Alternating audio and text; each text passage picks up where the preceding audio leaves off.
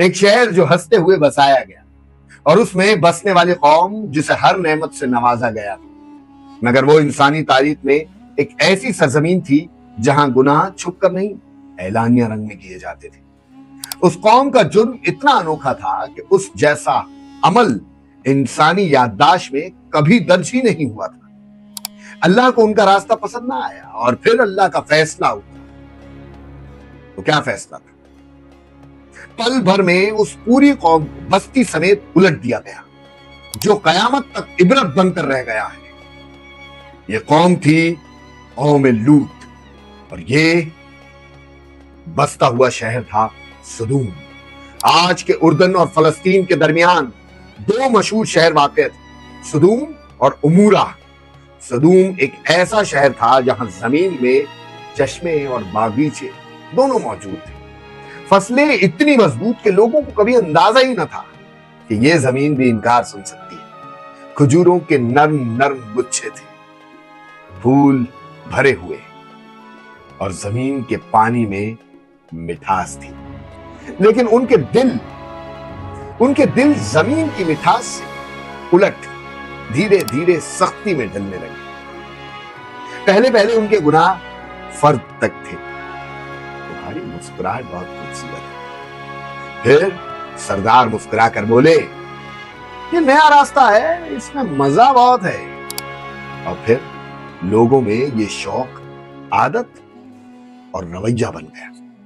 گناہ اب صرف عمل نہیں رہا، تہذیبی رنگ میں ڈھل چکا تھا۔ جہاں لوگ رات کے اندھیرے سے نکل کر کھلی بیٹھکوں میں اعلانیہ فیصلے کرتے اور اللہ کے بتائے ہوئے احکام کو بحث میں اڑا دیتے۔ دور ایک شہر بابل میں اللہ کے نبی حضرت ابراہیم علیہ السلام اور ان کے بھتیجے حضرت لوط علیہ السلام اللہ کا پیغام لوگوں تک پہنچا رہے تھے۔ پھر اللہ کے حکم سے یہ ہجرت کر گئے۔ دوستو، حضرت لوط علیہ السلام وہ پہلے انسان تھے جو ابراہیم علیہ السلام کی دعوت پر یقین کر کر اللہ پر ایمان لائے تھے۔ مطلب یہ دونوں صرف رشتے سے نہیں، دین کے سفر سے بھی جڑے ہوئے تھے۔ قرآن کہتا ہے کہ اور ہم نے انہیں اور لوط علیہ السلام کو اس زمین کی طرف بچا کر لے آئے جس میں ہم نے ساری دنیا کے لیے برکت رکھی ہے۔ اس سے مراد شام کا علاقہ تھا، یعنی ابراہیم علیہ السلام اور لوط علیہ السلام اللہ کی رہنمائی میں شام کے قدیم شہروں میں آئے۔ ابراہیم علیہ السلام خود ایک شہر میں رک گئے اور لوط علیہ السلام کو اللہ نے ایک اور بستی کی طرف نبی بنا کر بھیج دیا، جس کا نام تھا سدوم، جہاں انہیں نبی بنا کر لوگوں کی ہدایت کے لیے مقرر کر دیا گیا۔ جب لوط علیہ السلام اس شہر میں داخل ہوئے تو روشنی اور رنگوں سے بھری دنیا کے بیچ ان کے قلب میں عجیب سی کپکپی اتری۔ آنکھوں کے آگے تجارت کے کاروبار، اونچے مکان، بازاروں میں عنبر اور ریشم کی خوشبو، کھیتوں میں لہراتی ہریالی، سب کچھ اللہ کی نعمتوں کی گواہی دے رہا تھا۔ مگر جیسے جیسے آپ لوگوں کے بیچ چلے، ان کے چہرے سے مسکراہٹ آہستہ آہستہ مٹنے لگی، کیونکہ آپ جو دیکھ رہے تھے وہ ایک نبی کے لیے صرف دکھ کا منظر نہیں تھا، بلکہ قلب ہلا دینے والی سچائی تھی۔ یہ وہ لوگ تھے جنہوں نے اللہ کی دی ہوئی فطرت کو چھوڑ کر اپنی خواہشات کو اپنا معبود بنا لیا تھا۔ مرد عورتوں سے دور ہو کر مردوں کی طرف مائل ہوتے تھے۔ ایسا گناہ جو انسانی تاریخ میں کبھی اس سے پہلے نہیں ہوا تھا۔ قرآن کے مطابق یہ لوگ اس برائی کو صرف چھپ کر نہیں، کھلے عام انجام دیتے تھے۔ ان کی مجلسوں میں بے حیائی، گلیوں میں فحاشی، دروازہ بند کرو اور شراب لاؤ، اور راستوں پر مسافروں کے ساتھ بدسلوکی، یہ سب ایک معمول بن چکا تھا۔ لگتا ہے یہ اکیلا ہے، چلو اس کی محنت کا پھل ہم لے لیتے ہیں۔ سدوم میں قانون تو ہمارا ہی ہے، یہ سامان ہمیں دے۔ اس سے میں تم سب کو رات میں دعوت دوں گا۔ ذرا سوچیں، جس شہر کو اللہ نے امن، رزق اور خوبصورتی دی تھی، اس سرزمین پر لوگ سڑکوں پر بیٹھ کر آنے جانے والے لوگوں کو پریشان کرتے تھے۔ خدا کا واسطہ مجھے آزاد کر دو۔ ان کا مال لوٹ لیتے، ان کے ساتھ نامناسب حرکتیں کرتے تھے اور ان حرکتوں پر فخر محسوس کرتے تھے۔ دوستو، نعمتوں کی وادی اب گناہوں کا میدان بن چکی تھی۔ پھر ایک دن حضرت لوط علیہ السلام اس قوم کے پاس آئے اور انہیں کہا، اے میری قوم، اللہ سے ڈرو، میں تم تک وہ پیغام لایا ہوں جس میں تمہاری بھلائی ہے۔ قوم کے جوان ہنستے ہوئے بولے، بھلائی؟ بھلائی تو ہمارے شہر کی گلیوں میں بہتی ہے، ہم نے کسی نبی سے نہیں مانگی یہ بھلائی۔ لوط علیہ السلام نے کہا، قوموں کے عروج ایمان سے ہوتے ہیں، دیواروں کی بلندی سے نہیں ہوتے۔ سردار غصے میں بولے، دیواروں کی بلندی ہم نے اپنے ہاتھ سے بنائی ہے، ایمان کون سی چیز ہے، یہ ہوتی کیا ہے؟ لوط علیہ السلام نے نرم لہجے میں کہا، جہاں انسانی فطرت خود رون دی جائے وہاں شہروں کی عمر بھی کم ہو جاتی ہے۔ کیا خوبصورت بات۔ پھر قوم نے طنز مار کر کہا، چلو پھر لے آؤ وہ عذاب جس سے تم ہمیں ڈراتے ہو۔ پھر وہی بات۔ دوستوں، انہیں لگتا تھا کہ بات صرف ایک گفتگو ہے، اللہ کی بات صرف ایک گفتگو ہے، ایک مذاق، ایک کہانی ہے، مگر انہیں کیا پتا تھا اللہ کی بات فیصلہ ہوتی ہے، فیصلہ۔ پھر ایک دن نہیں، ایک ماہ نہیں، پورا ایک دور، نسلوں کے گزرنے والا عرصہ پورا لوط علیہ السلام انہیں سمجھاتے رہے، ان کی گلیوں، بازاروں، ہر جگہ ان لوگوں کے بیچ وہاں کھڑے ہو کر دعوت دیتے رہے، ایک ہی صدا بلند کرتے رہے، اللہ سے ڈرو، اللہ سے ڈرو، یہ عمل فطرت کے خلاف ہے، راستے کو چھوڑ دو، اس برے گندے راستے کو چھوڑ دو اور اللہ کی طرف لوٹ آؤ، وہ تمہیں معاف کر دے گا۔ مگر جواب میں وہی چہرے، وہی طنز، وہی غرور۔ دوستوں، حضرت لوط علیہ السلام کے لیے یہ سب دیکھنا، یہ سب کچھ اپنی آنکھوں سے دیکھنا ایک ذہنی اذیت اور روحانی بوجھ بن گیا تھا۔ آخرکار آپ کے قلب میں وہی بے بسی اتری جو ہر نبی کے امتحان کا سب سے بھاری لمحہ ہوتا ہے۔ آپ نے اپنے رب کی طرف رجوع کیا اور دعا کے لیے دامن پھیلا دیا۔ آپ نے کہا، اے میرے رب، اس فاسد قوم کے خلاف میری مدد فرما۔ اور یہاں سے، یہیں سے اور یہاں سے اللہ کے فیصلے کی ہوا چل پڑی۔